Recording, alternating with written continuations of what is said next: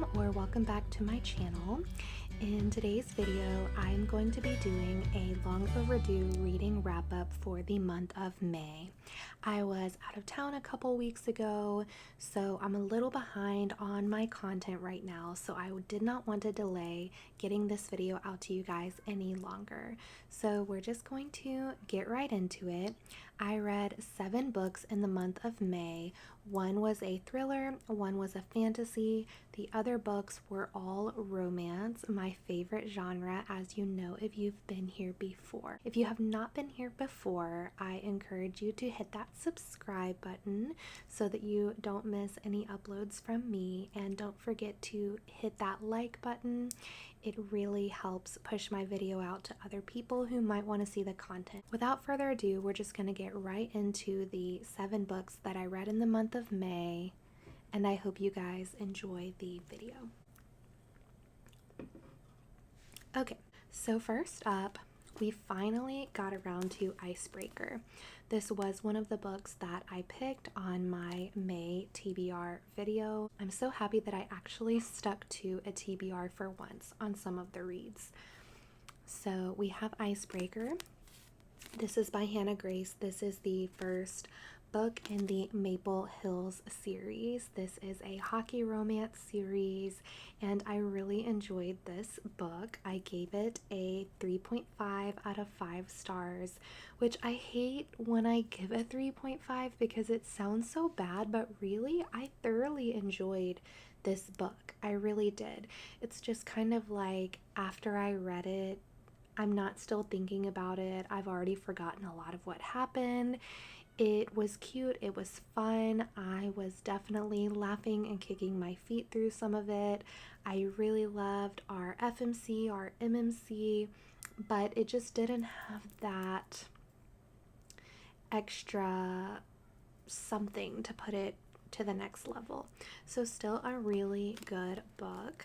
I'll read the blurb on the back for anyone who might be interested. I do highly recommend this book. So it says, he's the one thing she couldn't plan for. Anastasia Allen has worked her entire life for a shot at Team USA. It looks like everything is going according to plan when she gets a full scholarship to the University of California, Maple Hills, and lands a place on their competitive figure skating team. Nothing will stand in her way, not even the captain of the hockey team, Nate Hawkins. Nate's focus as team captain is on keeping his team on the ice, which is tricky when a facilities mishap means they are forced to share a rink with the figure skating team, including Anastasia, who clearly can't stand him. But when Anastasia's skating partner faces an uncertain future, she may have to look to Nate to take her spot. Sparks fly, but Anastasia isn't worried because she could never like a hockey player, right? So that's the little blurb. Yeah, so essentially he's a hockey player, she's an ice skater. There's some repairs that need to be made to the rink, to one of the rinks. They have 2 rinks, which leads to them having to practice in close quarters. So we have kind of a little bit of enemies to lovers. I wouldn't necessarily call them enemies because she doesn't really know him that well in the start of the story, but she's just like so against dating a hockey player. It's not in her wheelhouse. She actively avoids seeking out hockey players, but he has this charm that she cannot resist. This was really cute. I would definitely say check your trigger warnings. There's definitely like some family dynamics going on here that could be triggering to some readers. I really enjoyed it, and I'm currently reading for the month of June the 2nd installment in this series, which is called Wildfire, which is about one of her friends and then one of the guys on his hockey team that end up camp counselors at the same camp after a good but awkward one-night stand, and now they're like forced proximity. I'm eating that one up. I think I like that one even more than this one. So anyways, that was Icebreaker by Hannah Grace, 3.5 stars.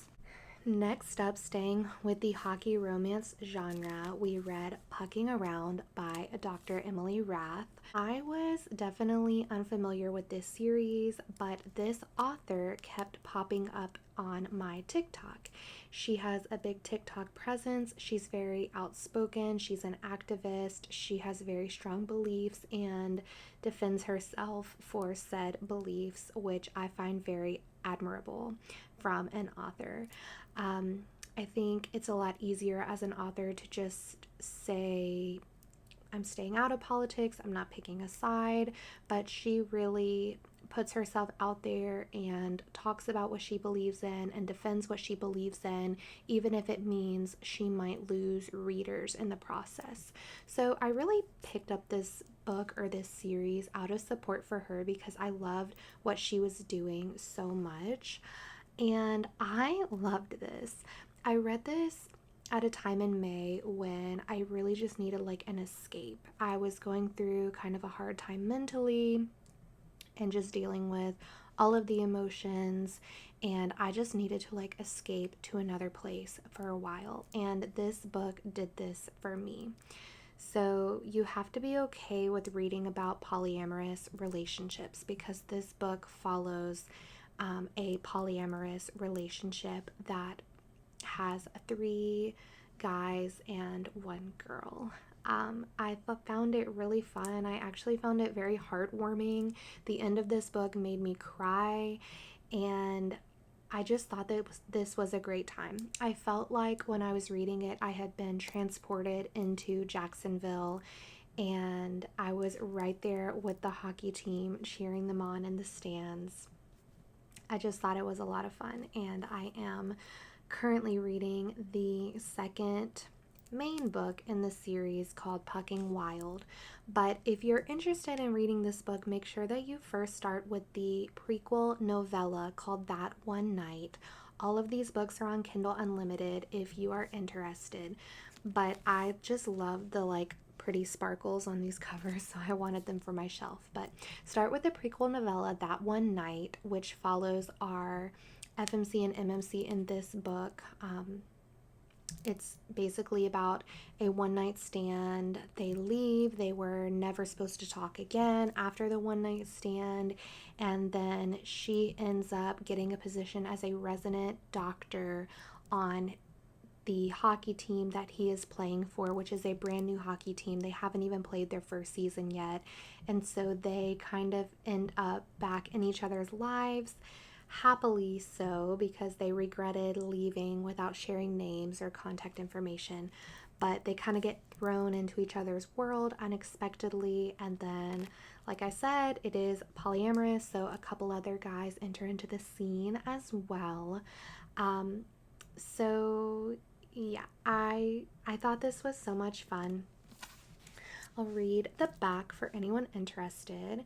It says, in this spicy best-selling TikTok hockey romance series debut, one ambitious woman scores a major career goal, but when it comes to all the hot options in her personal life, why choose?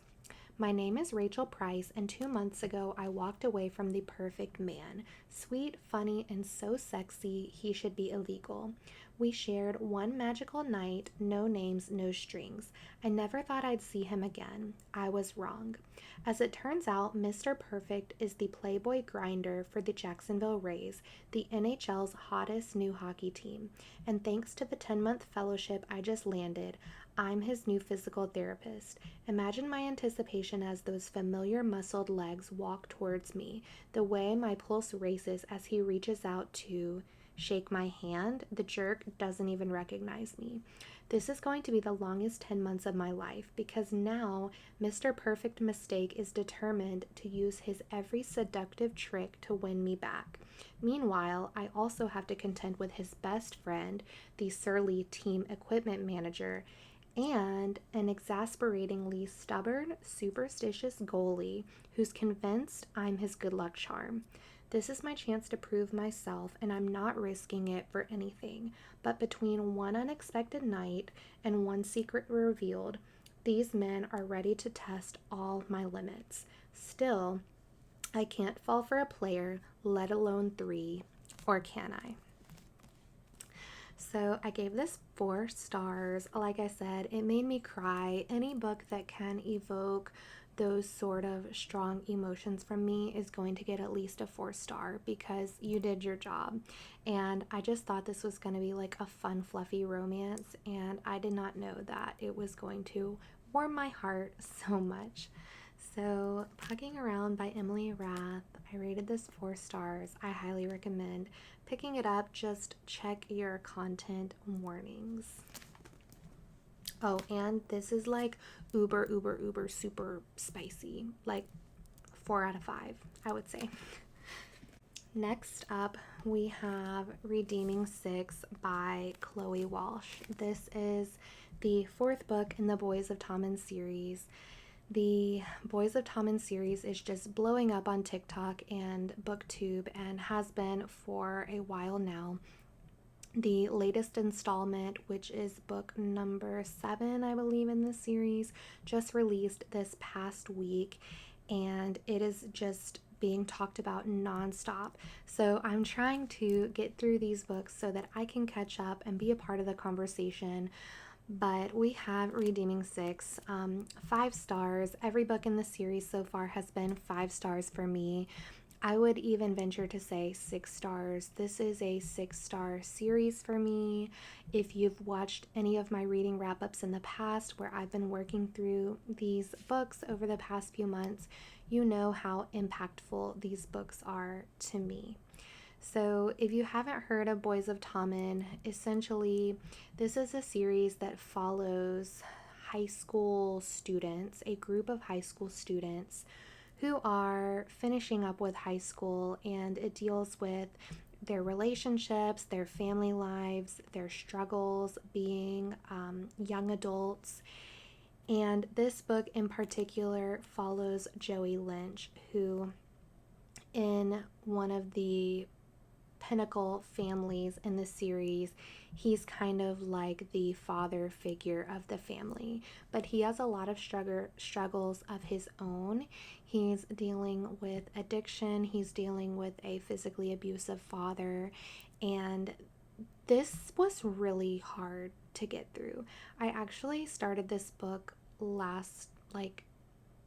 I guess I would say I started this book in April, and I had to put it on the shelf for like a month before I could pick it back up again. And I just recently finished this book actually because it was so heavy and so heart-wrenching that I needed a minute. And books usually don't impact me in that way that like I can't keep reading. But this was a lot. There's something about the way that Chloe Walsh writes that is so realistic and relatable. And I mean, I feel like Joey is a real guy. And I just found myself like vouching for him while he was overcoming his struggles with addiction. And every time something would happen and he would get knocked down again, like my heart would just break. My heart would break for him. My heart would break for his girlfriend, Aoife, in the series. And the worst part about it all is this is book 4, but it's following the same timeline as the other books. So in book 1, we're following Shannon Lynch, who is Joey's younger sister. So you go through Shannon's story. It's the first 2 books following Shannon and her boyfriend Johnny, and you find out all of the family struggles like up to a certain point. Then you pick up this book and you're reading the same timeline but from his perspective. So what was so gut-wrenching about it was that as you're reading, you know what's coming next. Like you know what terrible thing is about to happen to their family next, and you know that this is a man that struggles with addiction, and like how is he going to cope with this? How is he going to cope with what's coming up next? And this book like kind of ruined me, and I feel like Chloe should pay my therapy bills. I feel like Chloe should pay a lot of people's therapy bills. But at the same time, I love this series. It's up there for me in my top 3 like book series that I've ever read. So I just can't wait to finish the rest of the books that are out in this series and follow some of our other characters that have been introduced so far that I have come to know and love. So I'm not going to read the back just because it might contain spoilers, but like I said, it does take place in Ireland. A lot of the players are on the rugby team, or they do like hurling. So it's a little bit of a sports romance, but I would say that's like minor, minor, minor. It more leans like romance and contemporary fiction, and it does take place in the early 2000s. So if you're a millennial girly like me, then this will feel very nostalgic for you, because even though you're reading about like 17, 18, 19 year olds, they were like that age when you were, if that makes sense. So I think that's what makes it even more like profound to me and nostalgic. So yeah, that is Redeeming Six by Chloe Walsh.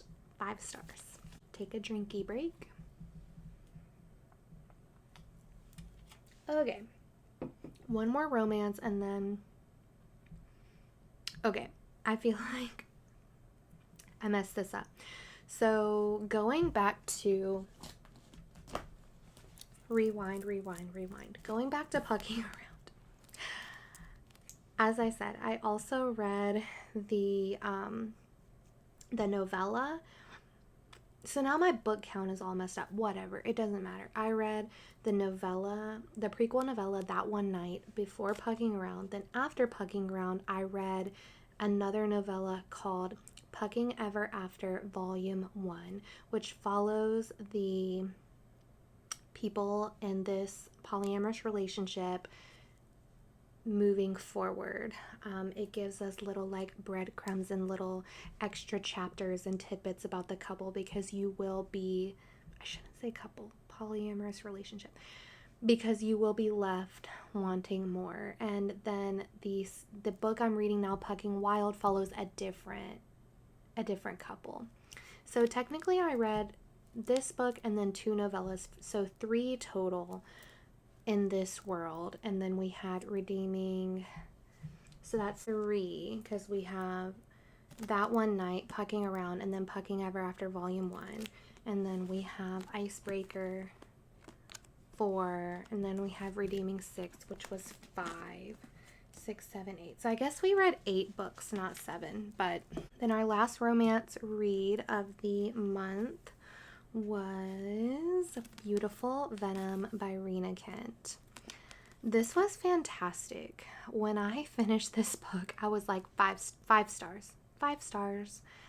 And now that I have let it sit for a couple weeks, I might have been a little too excited because I've forgotten a lot of the book now, but maybe I was just hormonal or something. Let's give it 4.5.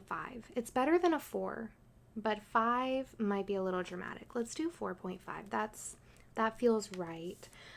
This is a genius of a concept by Rena Kent. This is a dark mafia hockey romance.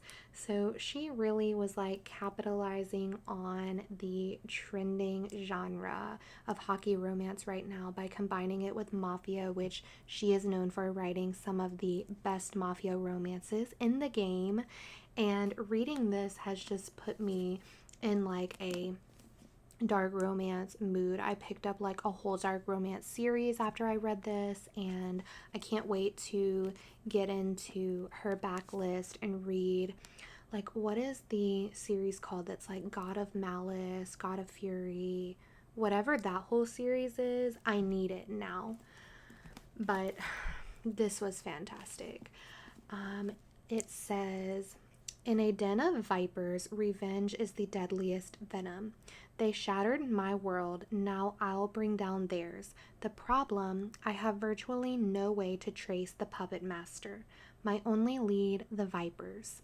An elite college hockey team that rules the ice and the shadows beyond it. To infiltrate their secret society, I set my sights on their weakest link, Kane Davenport, the charismatic captain and the lone green flag in a nest of serpents. But too late, I realize I've enticed the most venomous snake. Kane's friendly facade hides a predator more dangerous than I imagined. He quickly unveils the monster lurking beneath the surface, a monster who lured me in only to trap me in a lethal game with no escape. So, like I said, I've already forgot a lot of what happens in this book. I'll show you this art because how gorgeous are they?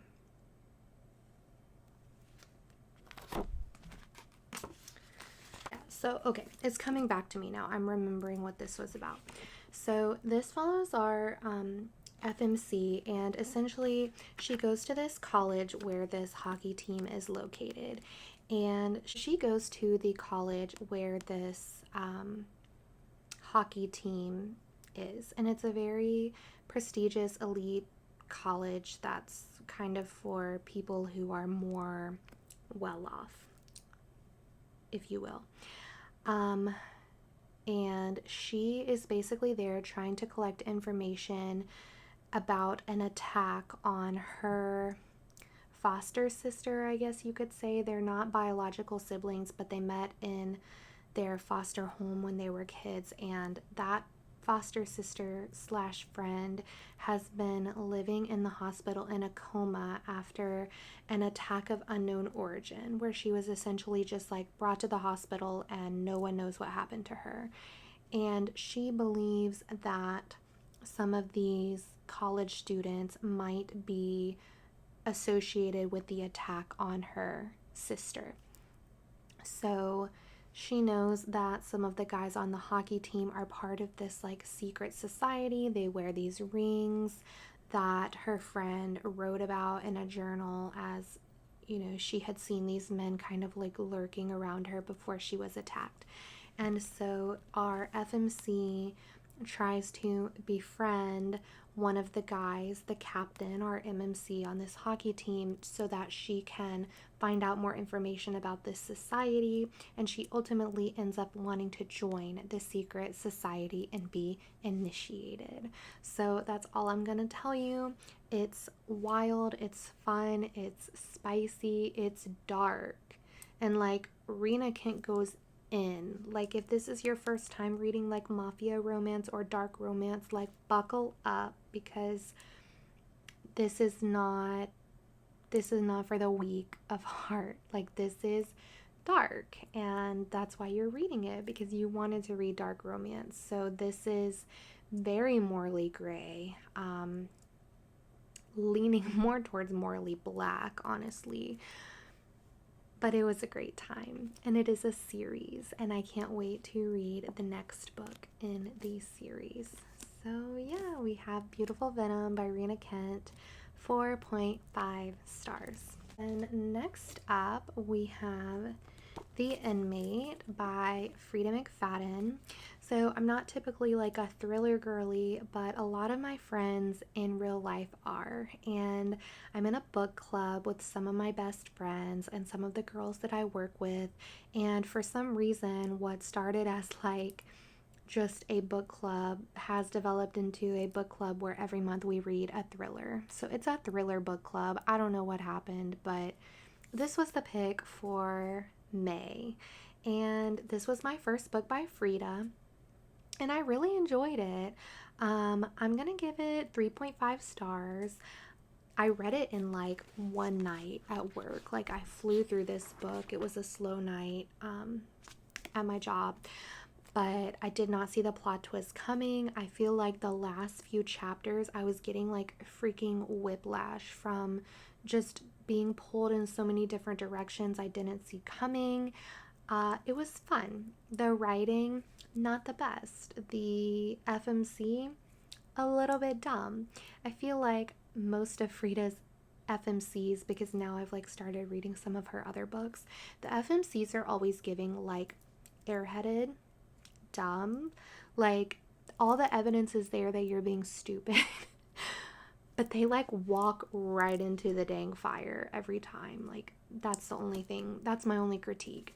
But I'm a nurse, for those of you who don't know, so I was really drawn to this because it follows a nurse practitioner in a prison. So the back, it just says, the guiltiest people aren't always the ones behind bars. A new nurse practitioner at a maximum security prison, Brooke Sullivan, is taught 3 crucial rules. Treat all prisoners with respect, never reveal any personal information, and never ever become too friendly with the inmates. But nobody knows that Brooke has already broken the rules. Nobody knows about her intimate connection to Shane Nelson, one of the penitentiary's most notorious and dangerous inmates. They certainly don't know that Shane was Brooke's high school sweetheart, the star quarterback, the golden boy who's serving a life sentence for a series of grisly murders, or that Brooke's testimony was what put him there. But Shane knows. He knows more than anyone, and he will never forget. The Inmate is a propulsive, mind-bending thriller about how we define guilt and who has to pay for it, from the #1 New York Times bestselling author Frida McFadden. So yeah, like I said, I really liked it. I was 100% sure that I had the plot twist figured out, and then I felt really dumb when I was so wrong. So I'm currently reading The Housemaid by her because I know that's her most popular series, and I also know that it's being adapted to a movie that should be coming out fairly soon, I believe. And I'm liking that one. I'm not liking it as much as this one so far, but I also think it's just a little slower to get into from what I've heard. So I'm going to stick with it, and I'll let you guys know what I think probably on my reading wrap up for June. I hope to be through it. So The Inmate by Frida McFadden, that one is, what did I say? 3.5 stars. And then our last book, unfortunately, was a DNF, and before I show the book and before you guys come for me in the comments, I'm gonna call it like a soft DNF, which for me means I'm shelving it for now, but I would like to come back to it when maybe it's a better time for me in the future. So we have Legendborn by Tracy Dion. I don't know what it was about this that I just couldn't do it. This book is super popular. This is the first book in a series, and I believe there are 3 books out currently. The newest book in the series has been released within the past month or 2, and I've just heard such great things about this, so I wanted to pick it up and give it a try. And I just was struggling. I got about, I think, 150 pages in, and I just said, okay, I can't do it anymore. It's like when you're dreading to pick a book up every time, and it was putting me in the worst reading slump, like for real. And I don't know what it is. I'm hoping it was just me. I'm hoping it was just me because I really want to like this. I find these covers like so captivating and beautiful. She is gorgeous, and I really want to like this, but I couldn't do it. So let's just start with the blurb, and then we'll talk a little bit more about the issue for me. So, some legacies are meant to be broken. After her mother dies in an accident, 16-year-old Bree Matthews wants nothing to do with her family members or childhood home. A residential program for bright high schoolers at UNC Chapel Hill seems like the perfect escape until Bree witnesses a magical attack her very first night on campus, a flying demon feeding on human energies. A secret society of so-called Legendborn students that hunt the creatures down, and a mysterious teenage mage who calls himself a Merlin and who attempts and fails to wipe Bree's memories of everything she saw. The mage's failure reveals Bree's own unique magic and a buried memory with a hidden connection. The night her mother died, another Merlin was at the hospital. Now that Bree knows there's more to her mother's death than what's on the police report, she'll do whatever it takes to find out the truth, even if that means infiltrating the Legendborn as one of their initiates. She recruits Nick, a self-exiled Legendborn with his own grudge against the group, and their reluctant partnership pulls them deeper into the society's secrets and closer to each other. But when the Legendborn reveals themselves as the descendants of King Arthur's knights and explain that a magical war is coming, Bree has to decide how far she'll go for the truth and whether she should use her magic to take the society down or join the fight. Like, doesn't that sound incredible? So I don't know what the issue was. Some people have asked me, do you think it was because this is technically a YA and our FMC was 16? And yes and no. I don't have an issue with her being 16. Did I find it a little bit unnecessary? Yes, because it's set at a college. Like, why is it that she had to go there in high school? Why could they not have just made her 18? Because all of her friends, other than her one best friend, they're all like way older than her, and our love interest are older than her. They're college students, and I just found it a little bit like unnecessary, but I like the concept, and I read a lot of YA books, and that's not typically an issue for me. I think the main issue for me was the world building. I felt very confused. I felt that our author, Tracy Dion, was kind of just like at certain points just like word vomiting the world building onto the page instead of just like showing us and leading us into the world as we're reading. It's just like there's this creature and this was descended from this and this does this, and like I felt like I needed a guide. I felt like I needed, maybe I'm just dumb, but I felt like I couldn't follow the world building. And probably if I would have just powered through and kept reading, it would have started to make more sense as I continued. But I'm a very like type A intentional reader, and I have to fully comprehend and understand like every word on the page or I cannot continue. And I think that was my major holdup. Like, I think I probably did grasp most of what was going on, but there were just like so many different things being introduced. I found it hard to follow. I found like the violent fighting scenes very hard to follow. Maybe I just don't enjoy this writing style. Maybe I just haven't read enough fantasy to be comfortable. I don't know. Like I said, I really want to like this and I will go back to it, but last month was just not the right time for me. So yeah. Let me know if you've read Legendborn down in the comments and what you thought of it. I don't rate books ID enough because I don't think that's fair to the author. So we will just wait until I'm able to get through this and then I will give it a rating. Those are all of the books that I read in the month of May. Like I said, it was a slower reading month for me, but I did have a couple of pretty thick ones in there. I am having a really good reading month so far in June, and I can't wait to let you guys know what I get up to reading this month. So make sure, if you haven't yet, that you're subscribed to the channel and turn on the notification bell so that you don't miss that upload of what I read or what I'm reading in the month of June. I do these videos every month, and I also do TBR videos every month on this channel. If you like ASMR and book related ASMR, I recently started a ASMR channel because I dabbled in ASMR a little bit on this channel, but I found it kind of unfair to my viewers who were not here for that. So I made a separate channel. It is called Mads Reads ASMR. So I really encourage you to subscribe to that channel and go check it out as well if you are interested in ASMR, especially book ASMR, but I will be doing some other things over there as well and branching out. But if you've watched this far, I want to thank you guys so much for watching. It means so much to me that you clicked on this video. If no one has told you lately, don't forget that you are loved and you are cared for. And I hope wherever you are, you're having a great day so far. And I will see you guys in the next one.